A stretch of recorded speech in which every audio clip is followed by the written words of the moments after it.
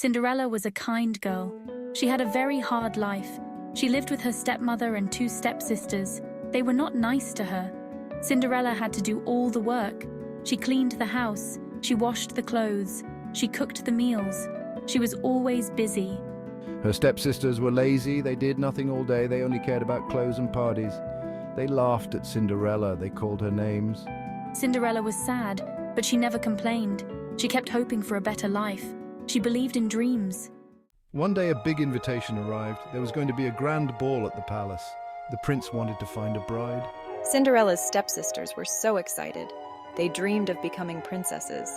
Cinderella wanted to go to the ball too. You, go to the ball, don't be ridiculous, she sneered. She told Cinderella to stay home and work.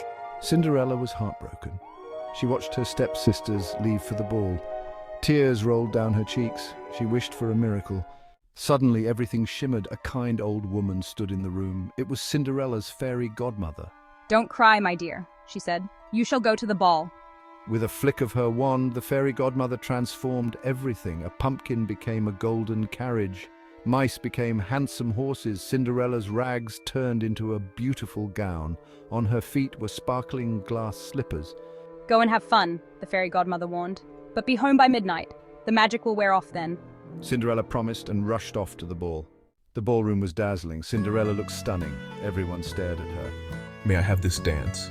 The prince was captivated. He asked her to dance. Cinderella and the prince danced all night. They talked and laughed. I feel so happy. I've never felt this way before. She kept glancing at the clock. Suddenly the clock began to chime midnight. Oh no, I have to leave. She hurried out of the ballroom. In her haste, Cinderella lost one of her glass slippers on the palace steps. She didn't have time to go back. She ran out to her carriage as fast as she could. "Wait, don't go." The prince ran after Cinderella, but she was gone. All that was left was a single glass slipper. The prince knew he had to find the mysterious girl who fit the slipper. He promised to search his entire kingdom. The prince went from house to house. He wanted to find the girl who fit the glass slipper. Finally, he arrived at Cinderella's house. The stepsisters tried to fit their feet into the slipper, but it didn't fit. It must fit. Let me try again. The prince was about to leave when Cinderella appeared. May I try? Cinderella tried on the slipper. It fit perfectly. The prince was overjoyed. He recognized her from the ball.